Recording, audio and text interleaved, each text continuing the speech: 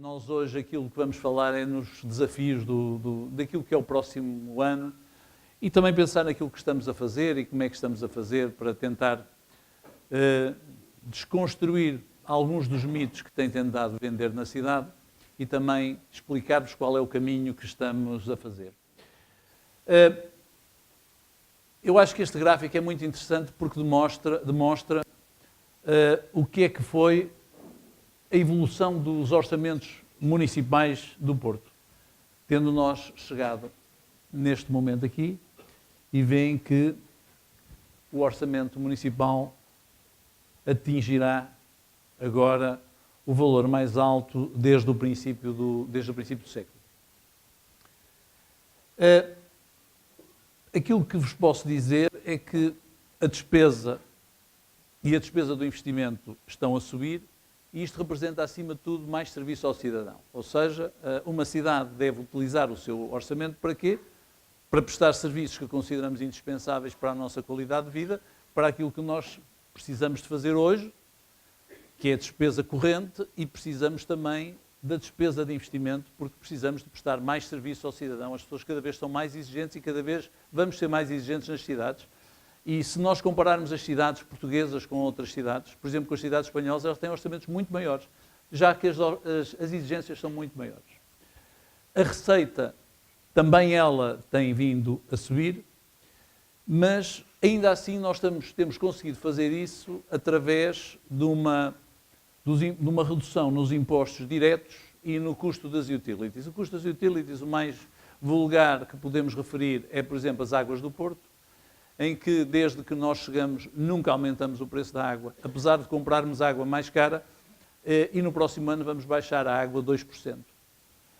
E isso temos feito não descurando o investimento que é preciso, e é o investimento que nos permite fazer isso. Nas águas, tradicionalmente, o que acontecia numa cidade como o Porto, nós temos cidades portuguesas em que 50% da água não é faturada, seja porque é perdida ou porque não é faturada mesmo. No nosso caso, tem havido um conjunto de medidas tendentes a reduzir a perda de água e água não faturada, e isso permite-nos, depois de fazer o investimento, reduzir o preço. E é um valor significativo. Nós hoje temos, em termos de água, uma das águas mais baratas do país e ainda por cima uma água de grande qualidade, exatamente porque os investimentos foram sendo feitos e agora estamos na fase em que já podemos começar a repercutir esses ganhos de eficiência na fatura. Eu acho que estes números vos dão uma imagem do que nós estamos a fazer. O Porto, neste momento, é o segundo município em eficiência financeira do país, desde 2014 que assim temos sido. O mais eficiente é Sintra, para terem uma ideia. Nós somos o seguinte, e temos uma dívida muito sustentável.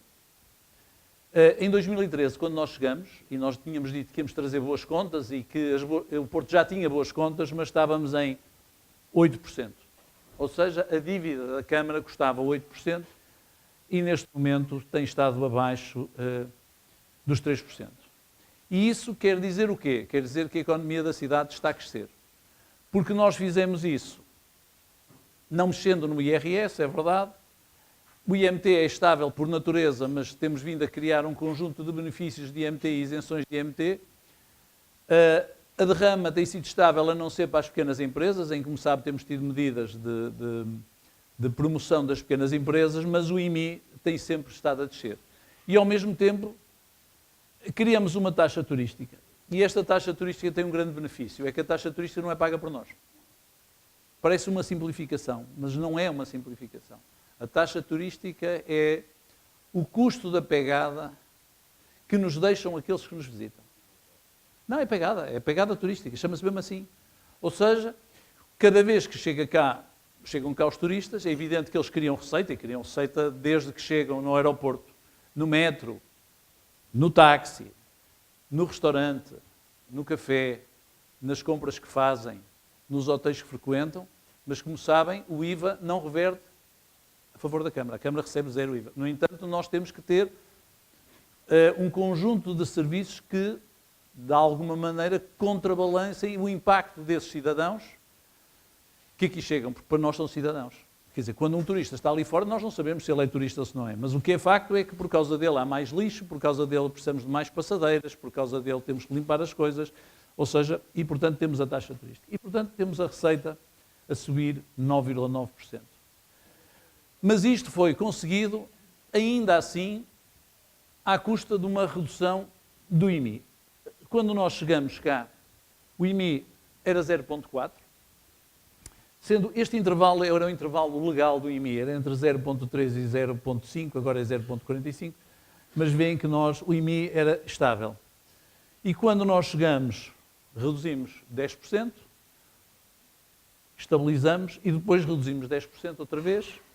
E esta linha verde é a taxa de IMI mínima prevista por lei. Portanto, por lei, o município não pode cobrar abaixo de 0,3. Mas nós encontramos este ano um instrumento, que é um instrumento de benefício fiscal, que nos vai permitir, neste momento, como sabem, a taxa de IMI é 0,324, mas introduzimos aqui um benefício fiscal de 10%, que é uma forma de nós irmos para o IMI mais barato do país. Ou seja, encontramos aqui uma fórmula. Este poupança, muita gente pensa que isto não são números muito importantes, mas vejam bem, nós conseguimos melhorar as contas durante estes anos, mas entre 2014 e 2018, o abaixamento do IMI de 0,4 para estes números representa uma economia no município do Porto de 45 milhões de euros. E há uma coisa que podemos ver. Quando olhamos para todos os outros impostos, seja o IRS, ou seja o IMT, ou seja a derrama, nós nunca temos a certeza se ela beneficia diretamente os cidadãos do Porto. Há uma coisa que nós sabemos que beneficia, que é o IMI. O IMI é, de facto, aquilo que todos nós temos patente na nossa vida e que temos que pagar. E, portanto, nós, apesar de termos estes números, vamos baixar o IMI mais 10%, está aprovado, foi aprovado, e, portanto, vamos ter um IMI mais baixo do país. É também importante perceber como é que nós resolvemos a questão da redução da dívida bancária e a alienação de património, ou seja, o que a Câmara vende de património que tem. Como veem, desde 2013 para cá, fomos baixando a venda de património. A Câmara Municipal do Porto hoje vende. É evidente que temos património que vendemos, porque não necessitamos dele e porque é uma oportunidade de negócio para vender. Ainda agora vendemos um terreno ali ao pé na Avenida do Parque, que entendemos que devemos vender. Mas vejam os números. Mas quando olhamos para a redução da dívida bancária, isto aqui quer dizer que ela estava a aumentar, não é? Portanto, abaixo de zero é porque a dívida bancária estava a aumentar. E esta foi a linha. Agora reparem como é que nós conseguimos fazer a redução da dívida. E estes números permitem levar a este gráfico, que no fundo o que é que vos mostra? Mostra-vos a dívida bancária e a dívida total do município. Ou seja, reparem que ela aumentou nestes anos, a seguir a 2001, e depois ela foi reduzindo. Mas vejam bem, desde que nós chegamos, como é que ela chegou. E é também a redução da dívida, e do peso da dívida que eu já vos mencionei, que nos permite fazer depois este exercício de abaixamento de impostos. Ou seja, a cidade, porque está a produzir mais, porque tem mais atividade, ela permite-nos, sem aumentar os impostos a cada um dos portugueses, acolher mais receita, e essa receita permite-nos fazer isto. Isto hoje parece não ser muito importante, porque nós estamos num tempo em que as taxas de juros são extraordinariamente baixas, como sabem. Mas a verdade é que o tempo da taxa de juro alta pode voltar. E vai voltar, é inevitável, inevitável. É inevitável que a inflação regresse e que as taxas de juros. E nós estamos aqui muito protegidos. E é por estarmos protegidos que podemos exatamente reduzir impostos. Estamos também a trabalhar com os fundos comunitários e também aí, às vezes, se ouve que a cidade do Porto não tem sido capaz de atrair fundos comunitários. Não é verdade, este número eu acho que fala por si. E isto, claro, que é muito importante, porque independentemente de haver a componente que o município tem que meter, o que é verdade é que nós estamos a aproveitar este quadro comunitário, que não é grande coisa, é verdade, mas estamos a aproveitá-lo de uma forma extraordinariamente eficiente e sem ruído. Não temos tido ruído à volta desta matéria.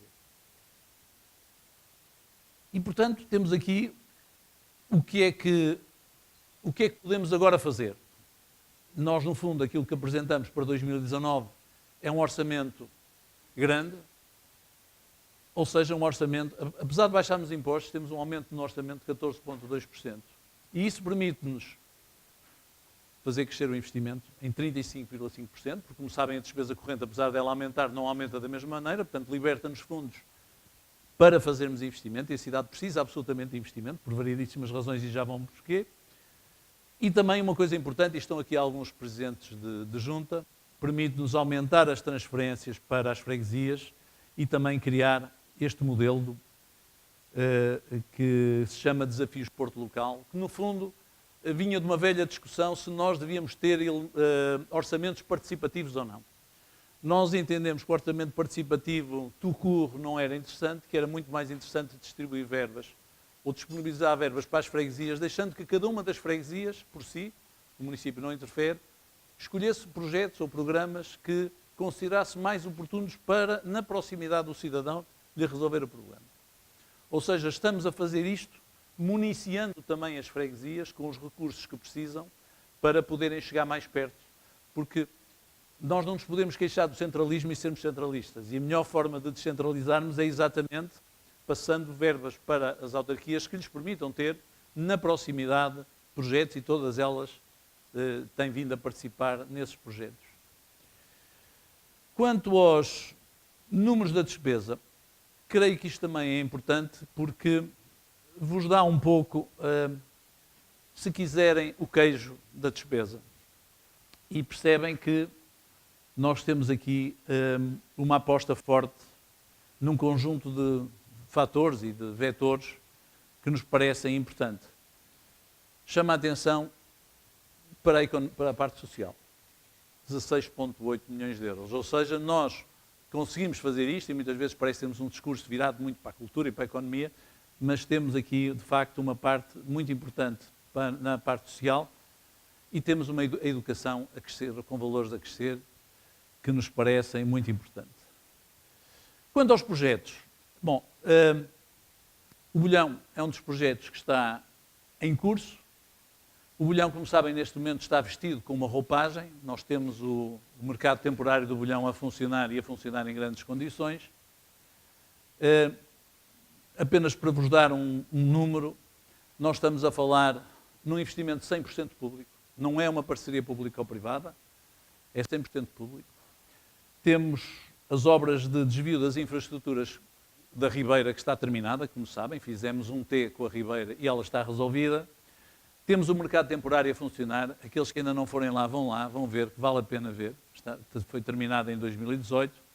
O restauro começou em 2018, termina em 2020. E, portanto, aqui tem alguns números do que são os valores da empreitada.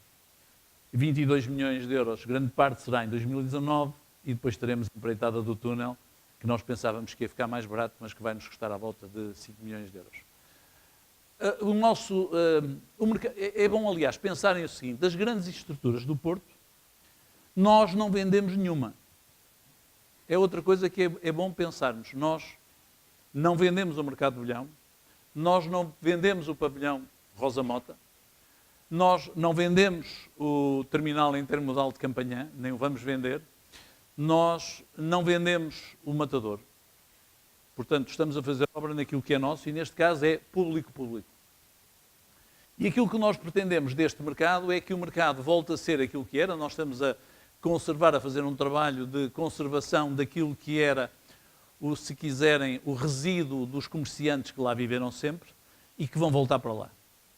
Nós não queremos transformar isto num modelo diferente. Há modelos diferentes. O mercado de Bom Sucesso é um modelo diferente. O mercado da Ribeira, em Lisboa, é um mercado diferente. Nós aqui não quisemos. Nós entendemos que este de facto, deve ser um mercado tradicional, em que as pessoas que lá trabalharam, as famílias que lá trabalharam, devem manter a força que sempre tiveram. Agora, é natural que temos que as dotar das condições adequadas àquilo que é a nossa vivência. E hoje já as verificamos no mercado temporário. Se vocês forem ao mercado temporário hoje, encontram as mesmas pessoas a vender que vendiam, encontram as mesmas palavras, os mesmos cantares, os mesmos sons, mas, no entanto, já não têm medo de comprar peixe a pensar que lá caiu alguma parte do telhado. E esta questão é muito importante. Nós já não temos o risco, e eu sempre continuei a fazer compras no mercado de Bolhão, e de vez em quando, ao comprar uma pescada, ao descamar a pescada, saíam bocados de lascas do telhado que estava a cair. Isso já não acontece. E, ao mesmo tempo, vamos ter naturalmente aqui uma capacidade de fazer do mercado uma outra coisa. Na medida em que o mercado vai ter restauração, nós esperamos que a futura restauração que se vai instalar no mercado sejam os principais clientes destes vendedores.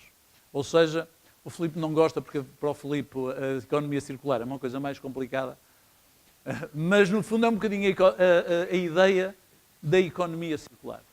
Se de facto nós conseguirmos que, quando nós vamos ao mercado, podemos não ir fazer uma compra, mas nos sentarmos num restaurante qualquer e comermos alguma coisa, se essa coisa for comprada aos vendedores do mercado, talvez seja a forma de nós perpetuarmos o mercado, ainda por cima numa zona da cidade que vai ganhar população e depois está a ganhar população e nós lá vamos.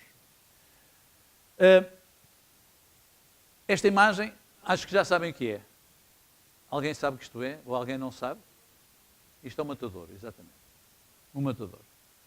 O matadouro é a prova provada de que estamos a ter sucesso em campanha. E vou-vos explicar porquê. Quando nós olhamos para o matadouro, voltemos 5 anos atrás. Há 5 anos atrás, se forem ver aquilo que nós escrevíamos, nós dizíamos que o matadouro ia ser uma estrutura logística. Imaginávamos nós que aquilo que estava para ter sido vendido pelo meu antecessor, que aquilo que ia ser era uma plataforma logística. Ou seja, que iam chegar lá uns caminhões, descarregar a carga pelas traseiras e depois havia de sair em furgonetes pela cidade. Era isto que estava pensado por lá, era o que nós imaginávamos. Depois tivemos a sorte, um dia, tivemos um almoço e convidamos alguns dos operadores logísticos. O Simões e alguns desses operadores logísticos foram muito simpáticos, vieram almoçar connosco ao Roseiral e fomos lá. Paulo Cunha e Silva, fui lá com eles. E eles chegaram e disseram, isto não interessa nada. Para nós não nos interessa nada. Isto é muito pequeno, não interessa nada. E nós ficamos um bocadinho embatucados. Pensamos, bom, de facto, aquilo que nós tínhamos pensado está no nosso primeiro programa. E depois a seguir o que é que nós pensamos? Pensamos que íamos fazer ali uma rua coberta da cidade. O Matadouro há de ser uma rua coberta da cidade, em que nós havemos de ter escritórios, havemos de ter empresas, havemos de ter a parte da cultura, havemos de ter o Museu da Indústria, que está empacotado há não sei quantos anos, nunca abriu, havemos de ter a parte da coesão social, havemos de ter as artes e ofícios, e há de ser uma rua coberta do Porto e havemos de fazer a ligação à estação de Campanhã. E ainda pensamos primeiro que havíamos lá pôr estacionamento, fomos apresentar isto à Trienal de Design de Milão, mas isto era um projeto público. Estávamos a pensar em fazer um projeto público. A Câmara vai lançar um projeto público. E nós não queríamos vender. E não vendemos. E então achamos que este era talvez um momento de nós testarmos se o mercado acreditava no que nós estamos a fazer em campanha. E o negócio que nós fizemos, o concurso que nós fizemos foi muito simples. Nós dissemos assim, nós entregamos isto a um privado, mas o terreno é nosso, isto é nosso, e ao fim de X anos tem que nos devolver. Há uma parte que é a parte dos escritórios e das oficinas que podem ser feitas por eles, mas nós queremos ficar com uma parte, cerca de 40%, a Câmara quer ficar com essa parte. E a Câmara quer ficar com essa parte para fazer aquilo que não tem valor económico. Porque, como vocês entendem, há atividades na rua que não têm valor económico. A parte em que nós vamos pôr a coesão social, a parte em que vamos pôr a cultura, em que vamos pôr os artistas, em que vamos pôr residências, não tem valor económico. E foi um grande desafio. E o que é facto é que nós conseguimos que aparecesse um interessado, já agora é uma empresa do Porto, e portanto eu vou dizer quem é, Motengil, senão não diria, que se interessou e que vai fazer um investimento de 39 milhões de euros. E ao fim desses anos, aquilo há de voltar para a Câmara. E portanto, eu acho que é muito interessante perceber que aqui conseguimos a prova de que o mercado acredita naquilo que a cidade está a fazer em campanha. Poderão dizer, demorou tempo. Imaginem que nós, há 4 anos, tínhamos dito que queríamos fazer isto. Há 4 anos não encontraríamos nenhum privado para fazer isto. Ou então encontraríamos um privado que pagaria 5 milhões à Câmara do Porto para comprar o terreno, 5 milhões para comprar, e para fazer lá um Chinatown, que foi o que esteve previsto. Portanto, às vezes o tempo é bom conselheiro. O tempo foi bom conselheiro. Foi bom conselheiro porque o interesse dos privados, e não foi o único concorrente, a Mota-Engil foi apenas o que apresentou a melhor proposta, para que fique claro, foi um concurso público internacional. Mas o que ficou demonstrado é que aquilo que nós estamos a projetar para a campanha, que os privados já acreditaram. E quando os privados acreditarem, podem ter a certeza que vai ser como o centro histórico. Eu lembro-me, 2007, 2008, 2009, em que, eu lembro, aliás, o Hélio lembra-se bem, porque estávamos os dois no Palácio da Bolsa, a gente chegava ali, as escadas olhava, e aquilo era o deserto. Não se via ninguém, estava tudo destruído. Hoje uma pessoa chega ali e vê tudo construído. Mas também na altura, porquê é que aconteceu? Aconteceu porque o mercado acreditou. Ou seja, nós temos aqui, o Matadouro é o projeto mais simbólico nesse aspecto. É o projeto que demonstra que quem está de fora, o mercado, que quer fazer negócio, a Mota-Engil não vai fazer isto por patrocínio, vai fazer isto porque acha que é bom negócio. E ainda bem que é bom negócio. Mas que acredita no que nós estamos a pensar para a campanha e que aquele território vai ser um território diferente, que não é há muitos anos.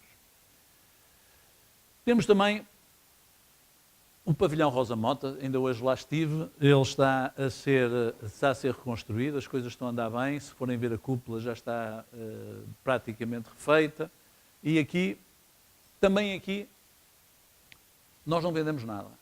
Também aqui, o investimento é 100% privado, o projeto estará pronto e a abrir no próximo ano, já estão com encomendas para ter lá eventos. Este é um investimento de 8 milhões de euros, absolutamente privado, e depois, ao fim de 20 anos, virá para nós. Mas, neste caso, durante estes 20 anos de concessão, vão-nos pagar uma receita. Ou seja, nós conseguimos fazer isto. Não gastamos um tostão no projeto, não temos problemas de gerir o concurso público. Temos também aqui uma empresa do Porto ligada a isto, a Lúcios, também por concurso público internacional. E durante estes 20 anos, ainda por cima, vamos ter a capacidade, vamos ter uns slots para utilizar isto em função das nossas necessidades. E no final o equipamento é totalmente do edifício. Ou seja, também aqui nós não alienamos coisa nenhuma e mantivemos de facto o controle daquilo que precisávamos, porque o pavilhão Rosa Mota é absolutamente necessário. Como sabem, a Alfândega do Porto neste momento não é suficiente para um conjunto de atividades. O Coliseu também não é suficiente, ou seja, nós precisamos de ter aqui um multiusos, porque isto é tipicamente um multiusos, e vamos fazer numa zona principal da cidade, pegando num pavilhão que a última vez que lá teve algum investimento foi no tempo do Dr. Fernando Gomes, portanto há muitos anos, foi na altura que mudaram o nome, há muitos anos atrás. Durante muitos anos não se fez nada no pavilhão Rosa Mota e o pavilhão Rosa Mota era para nós um problema. Era um problema também porque nós gastávamos dinheiro a mantê-lo, ou a tentar mantê-lo. Temos aqui um outro projeto, se calhar menos conhecido. Isto é uma rua típica do Porto. Estas ruas é aquilo a que nós chamamos o programa Rua Direita. O programa Rua Direita, o que é que define? É um projeto muito grande, como veem, estamos a falar em 21,5 milhões de euros de investimento público, feito pela Câmara, e estamos a falar em 88 arruamentos. Tipicamente são aquelas ruas, nós chamamos Rua Direita, foi o Pedro Baganha que encontrou o nome, acho muito engraçado. Como sabem, nas aldeias, as ruas direitas são aquelas que são todas tortas. E, portanto, nós vamos endireitar as ruas direitas, que eram tortas, e que vamos investir. E é um programa que abrange todas as freguesias do município. Depois temos as grandes obras de requalificação do espaço público. A primeira que está a correr já, aliás já está em obra, é a Avenida Fernão de Magalhães. Este é um grande investimento. O que nós queremos construir ali é, se quiserem, um modelo que facilite o transporte público. Portanto, estamos a falar em corredores de alta qualidade para que aquilo que se chama modelo Metrobus, mais ou menos em alguns países, eu não gosto muito do nome, mas é o que nós estamos a fazer. Temos também a Praça da Corujeira, que é próxima do Matadouro, que precisa de investimento. A Praça da República, como sabem, a Praça da República há muitos anos que está mal, está mal, os passeios estão mal. Não sei se reparam, a Praça da República é daquelas praças que nós não usamos. Não usamos. Porquê é que nós hoje usamos o Jardim de São Lázaro e usamos tantos jardins do Porto e a Praça da República não se usa? Porque ela basicamente está maltratada. Ela tem os circuitos errados, os passeios estão errados, a parte sul daquele estacionamento solto está errada e, portanto, vamos fazer aqui um grande investimento. E, portanto, estamos a falar num custo total de 24 milhões em 2019 e isto é feito pela Go Porto, pela nossa empresa e também pelas Águas do Porto, porque nós sempre fazemos estas obras, aproveitamos também para fazer as requalificações das águas, de tal maneira que estas obras concomitantes também atinjam o objetivo que temos nas águas de melhorar a qualidade das águas, reduzir as perdas e tudo mais. Isto é aquilo que nós definimos como intervenção, e é muito curioso porque compreendem que isto abrange de uma forma muito equilibrada a cidade. Encontram aqui a vermelho o que é que vai ser tratado no espaço público até ao final do mandato. Portanto, nós temos isto definido, sabemos o pacote, são 65 milhões de euros em que vamos intervir. Vamos intervir, por exemplo, aqui nas Avenidas Atlânticas, não sei se estão a ver. E, portanto, isto dá-vos uma ideia do que é que nós vamos definir. Porque é com esta programação que nós conseguimos depois fazer a calendarização e também não sobrecarregar partes da cidade. Mas se repararem, o eixo fica mais ou menos definido. Temos depois a questão da STCP. Como sabem, nós neste momento temos uma participação importante na gestão da STCP e aqui estão-se a fazer duas coisas. Por um lado, estão-se a resolver problemas de carência de pessoal históricas. O STCP definhou por não ter motoristas, foram feitas admissões de motoristas, mas estamos também a tentar mudar a imagem da STCP. É curioso quando nós olhamos para o metro e para a STCP, que a STCP tem uma imagem mais envelhecida, teve uma imagem muito condicionada pela falta de qualidade do serviço e neste momento o que estamos a fazer na STCP é trabalhar com, por um lado, melhorar a qualidade do serviço, diminuir as incidências do trânsito, e a obra de Fernando Magalhães, que vos expliquei, é também no sentido de garantir o cumprimento de prazos, não é llega quando llega, é de chegar mesmo, e estamos a investir em autocarros, sendo que, doravante, todos os autocarros serão ou elétricos ou serão a gás natural, e, portanto, estamos aqui a trabalhar também na parte do ambiente. Estes são os números, portanto, a Câmara do Porto investe 2,2 milhões de euros por ano e o Estado faz o grande investimento, como vêem, dos 47 milhões de euros de frota até 2020, o que é um valor muito significativo. Temos a Metro do Porto, como sabem, a obra da nova linha está praticamente projetada, está em fase de arranque.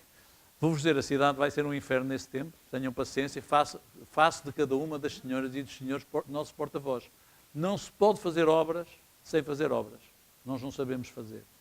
Vai dar muito trabalho, vai ter muito trabalho, mas esta linha é um investimento público no total desta fase de 250 milhões de euros e ela prevê fazer a ligação entre a Casa da Música, a Praça da Galiza, o Jardim do Carregal e São Bento. E, portanto, ela é, se quiserem, uma linha muito importante no centro da cidade, porque vai servir uma data de equipamentos, vai servir o novo Palácio Cristal, vai servir o Hospital de Santo António, vai servir o Centro Materno-Infantil, vai servir os tribunais, ou seja, esta é uma linha muito para quem trabalha na cidade. Estão a ver? Portanto, esta é uma linha muito importante, vai causar alguns constrangimentos. Ela não se ficará por aí, nós estamos já a trabalhar com a SCCP e com o Estado em novas linhas e, portanto, e proximamente eu acho que será anunciado, já não será com certeza para sequer para este mandato ou para o próximo, mas seguramente que nos próximos, eu diria nos próximos 7 a 8 anos, nós teremos uma linha de metro a chegar pelo menos à Praça do Império e provavelmente a ligar Gaia à Casa da Música, que era aquilo que nós precisávamos. Temos o terminal de intermodal de Campanhã, como sabem que era uma promessa antiga que nos tinha sido feita em 2013, imaginem, não estava lá um prego, Nós temos o terminal de Campanhã, e esta é uma obra também municipal, com um custo total de 14 milhões de euros, e temos as ligações mecanizadas, ligações à cota baixa, da cota baixa à cota alta. O primeiro concurso ficou deserto, acontece, porque também é por boas razões, pelo menos a construção civil neste momento está a aumentar de preço, mas também tem um valor importante e pode resolver alguns dos problemas de mobilidade na cidade. Temos aqui, este senhor que está aqui a espreitar, está a olhar para uma coisa chamada o Parque Oriental, que é uma coisa que as pessoas acham que não existe. Existe o Parque Oriental. O Parque Oriental é das zonas mais interessantes da cidade e existe. Nós estamos a duplicar o Parque Oriental, estamos a fazer um investimento de 9 milhões de euros com conclusão em 2019, em ligação com Gondomar. O Parque Oriental fica, de facto, um parque absolutamente extraordinário, principalmente para quem gostar de andar distâncias a pé ou andar de bicicleta. Ele está a ser feito e resolve o problema também do rio e de toda a poluição que havia no rio. Vamos fazer o Parque da Asprela, ele estará pronto entre 2019 e 2020, está feito. Há uma zona na Asprela, como sabem, para quem conhece, que é um vazio, que é um espaço vazio, por onde passa o metro e há para lá o Matagal, e portanto vamos fazer aqui um investimento grande, que vai permitir que a Asprela seja finalmente um campus completamente diferente. Temos o centro de recolha oficial, o novo Canil. Agora parece que não se pode chamar Canil, desculpem se ainda chamo, mas é o centro de recolha oficial. Temos esta coisa que vocês se calhar já se aperceberam. Já repararam que algumas das ruas do Porto estão com uma forma de iluminação diferente? Por exemplo, ali à volta de Serralvo, já repararam? Isto é um investimento de 9 milhões de euros, de 2019 a 2020. Houve outras câmaras que fizeram um negócio diferente, nós estamos a fazer isto um investimento público direto. Isto é curioso porque isto é win-win.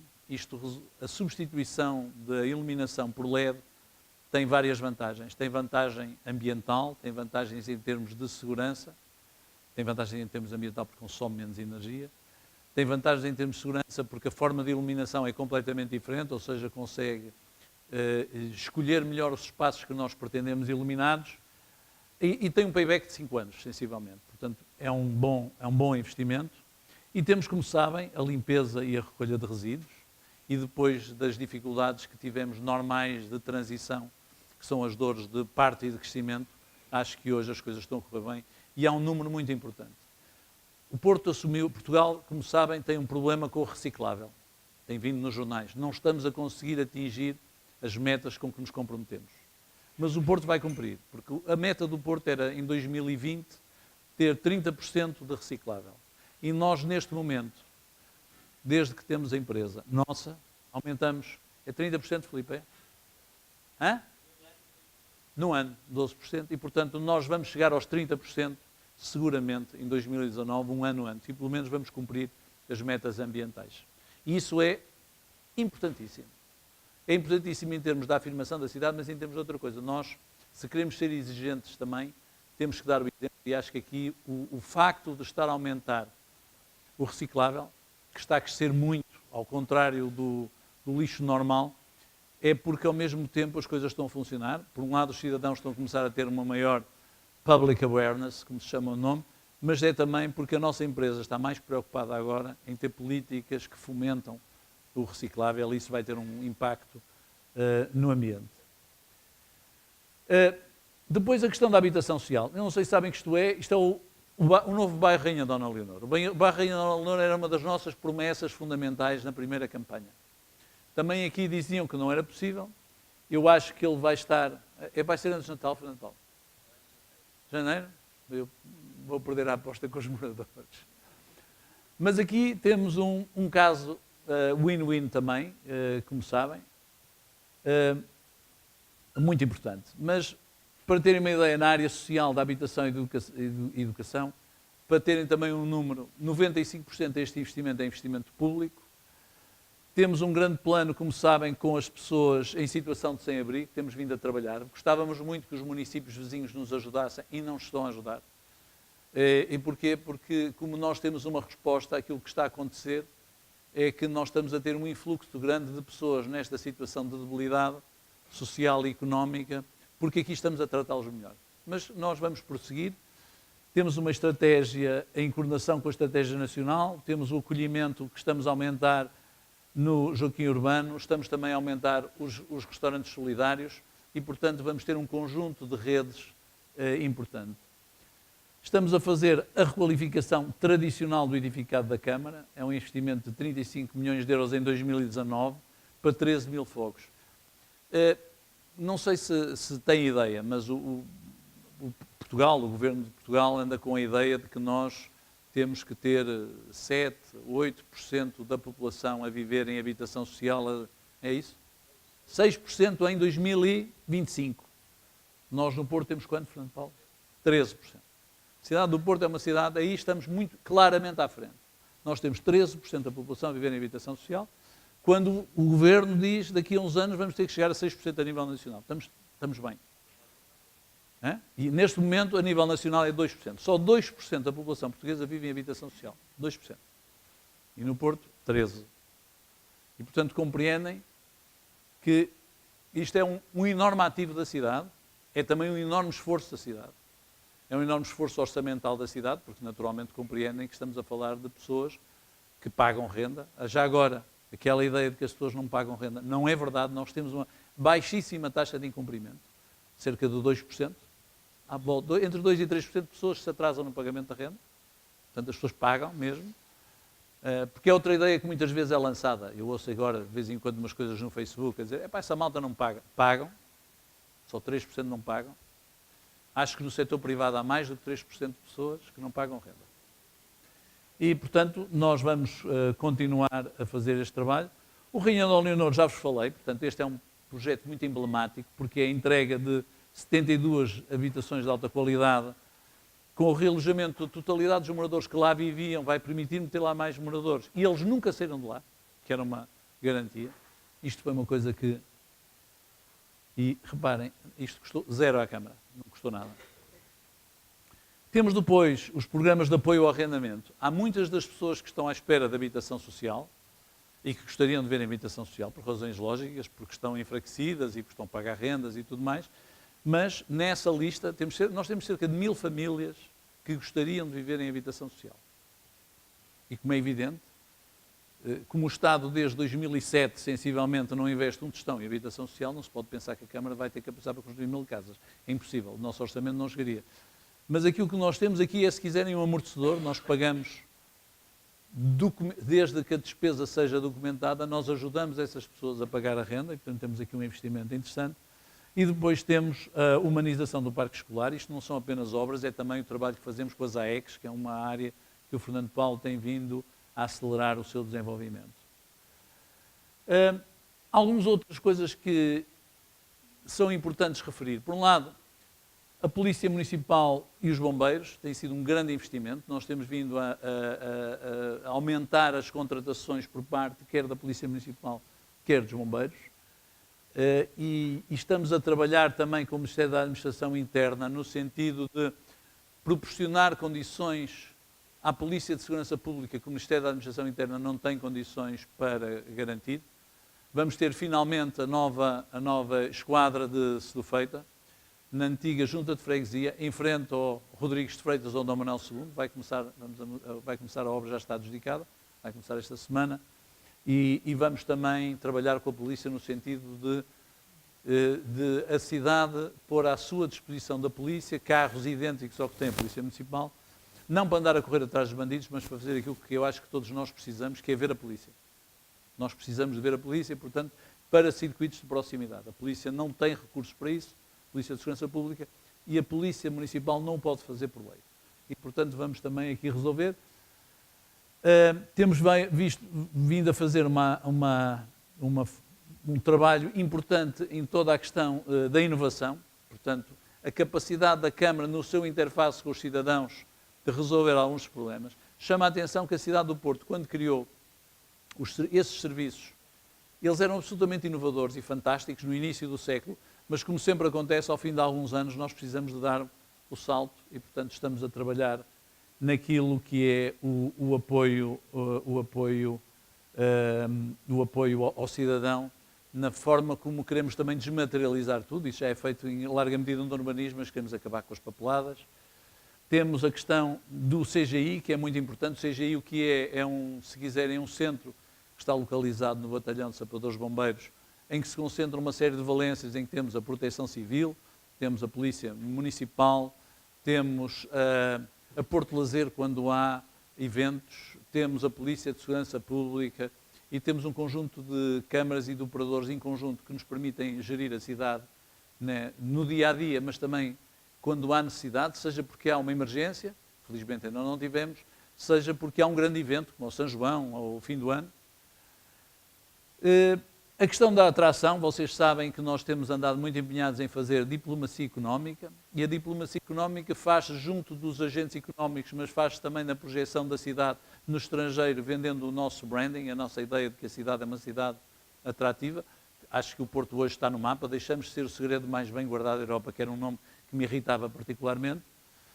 E nem preciso de vos dizer o que temos feito na cultura, porque na cultura nós continuamos a apostar neste eixo estratégico. Queremos dar, eu acho que agora vamos conseguir criar a empresa municipal, porque temos o compromisso de que a lei de orçamento vai ser alterada, e vai ser alterada por iniciativa de um partido que votou contra a nossa empresa municipal. Portanto, eu acho que desta vez vai haver, porque é por iniciativa do grupo parlamentar do Partido Socialista. Acho que o Partido Socialista no Porto se vai resignar, provavelmente, a que precisamos da empresa municipal, e isso vai nos permitir resolver problemas importantes, como o Coliseu, que depois, se quiserem perguntar alguma coisa, explicarei, que nos vai permitir desenvolver o Batalha, vai-nos permitir continuar a desenvolver o Rivoli e todas as atividades pertinentes, que hoje são muito difíceis de concretizar, porque não temos esse instrumento.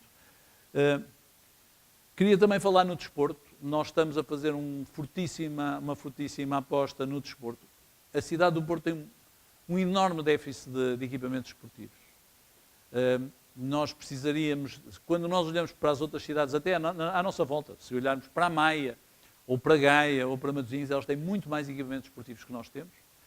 Nós estamos, também, se olharmos àquilo que são as estatísticas internacionais e a correlação é péssima, nós estamos, de facto, numa situação de grande atraso, e aí temos, como sabem, ficamos com o Inatel, estamos a tentar adquirir paulatinamente aquilo que são os campos do Campo do Outeiro, onde joga o Sporting da Cruz.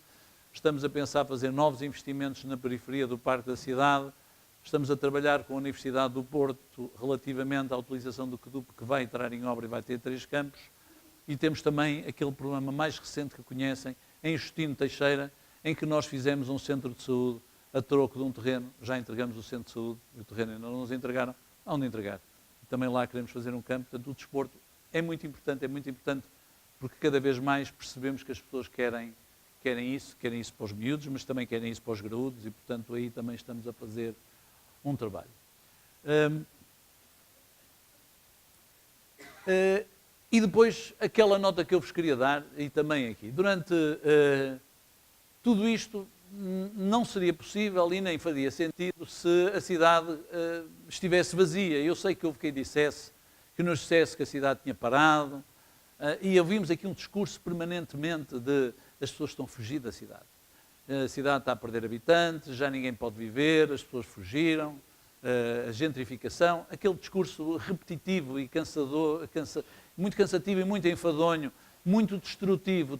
É muito este tema atual de um certo nihilismo que existe. Mas a verdade é que a cidade não está a perder habitantes. Pela primeira vez desde 1978, de acordo com as estatísticas oficiais, o Porto voltou a ganhar população.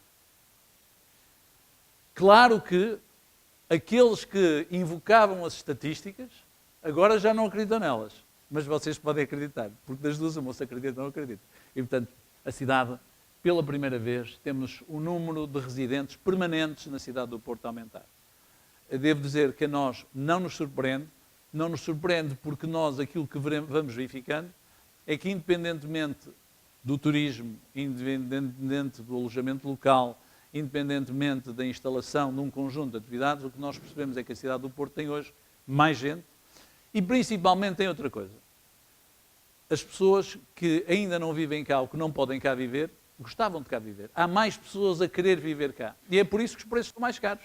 porque o mercado é mesmo assim. Há mais pessoas a viver na cidade e há pessoas a querer viver na cidade. E muitas das pessoas que se queixam hoje, mas agora as rendas na Rua das Flores estão a não sei quanto. Mas algumas dessas pessoas viviam lá, saíram de lá voluntariamente e não saíram porque as rendas eram caras. Saíram porque lá não se podia viver. Muitas das pessoas saíram da cidade do Porto porque a cidade do Porto era uma cidade cinzenta, era uma cidade abandonada, era uma cidade estragada, era uma cidade insegura à noite, era uma cidade onde me tentaram, a mim ninguém me assalta facilmente, quase que fui assaltado na Rua dos Loios, nos Loios. Hoje em dia essa situação é completamente diferente. O Porto é hoje uma cidade muito diferente e por isso é normal que as pessoas todas queiram viver. É evidente que nós não vamos poder instalar todas as pessoas que querem vir para cá, que querem voltar para cá, na Rua das Flores. Na Avenue Montaigne, em Paris, eu também gostava de lá ter um apartamento e, no entanto, nunca consegui, provavelmente não vou conseguir. Aquilo que nós temos que fazer, naturalmente, é ter uma resposta, e vamos ter uma resposta em termos de habitação, a preços controlados, a preços acessíveis, mas isso vai ficar para o próximo jantar temático. No próximo jantar temático, nós vamos explicar o que é que vamos fazer, sem demagogia, porque há muita demagogia à volta da habitação. Porque é muito fácil o Governo todos os dias nos propor alguma coisa. Normalmente são medidas restritivas. Querem proibir o mercado, proibir despejos, proibir isto, proibir aquilo e proibir aquilo outro. À moda do Porto, porque nós somos de boas contas, eu pergunto, e o dinheiro? Eu ainda não vi porem um tostão. Não vi. Nós não conhecemos nenhum projeto semelhante àqueles projetos que houve há 10, 11, 12 anos atrás, em que o Estado punha de facto o dinheiro para a habitação. Aquilo que querem é proibir, é escorraçar, é criar novos impostos e infelizmente está-se a tornar moda. Infelizmente está-se a tornar moda.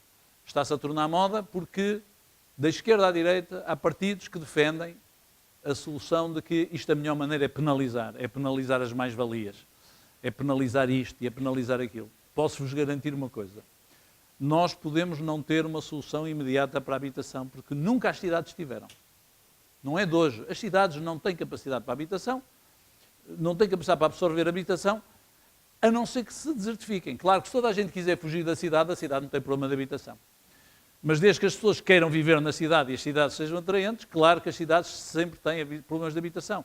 As nossas cidades tiveram, para os mais velhos, entre os quais eu me incluo, eu lembro-me da zona da Ribeira e do Barredo, a ver pessoas que viviam, era um formigueiro humano.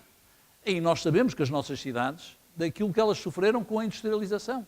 Quando Lisboa foi industrializado, criou-se o casal ventoso como de pessoas que chegaram a Lisboa e tinham dificuldade de habitação. Portanto, as cidades sempre tiveram este problema. Portanto, eu não tenho a certeza se nós vamos conseguir, com a rapidez necessária, com os recursos municipais, atenuar aquilo que hoje existe. Há uma coisa que eu tenho a certeza. Não é penalizando as pessoas e castigando os senhorios, ou castigando este, ou castigando a mais-valia, que se vai resolver o problema. Portanto, aquilo que nós temos que fazer é, a nosso ver, e este é o tema que deixaremos de facto para a próxima reunião, se a cidade tem mais procura, a forma de impedir que os preços aumentem muito, eu só conheço um, que é aumentar a oferta. Quando há muita procura, eu conheço muitos modelos marxistas. Até conheço partidos da direita que agora aderiram a teses marxistas. Não conheço nenhuma forma que não passe pelo aumento da oferta. E, portanto, aquilo que nós vamos fazer é aumentar a oferta. E, portanto, é esse projeto que nós temos. E foi por isso, já agora, que nós exigimos ao Estado, e agora vou acabar, que nos devolvam o Monte Pedral. Porque no Monte Pedral, que é um enorme quarteirão onde podem ser construídas provavelmente 400 casas, aquilo foi cedido pela Câmara para cavalaria. E a última vez que nós fomos lá, não havia cavalos. E, portanto, é nosso. Muito obrigado.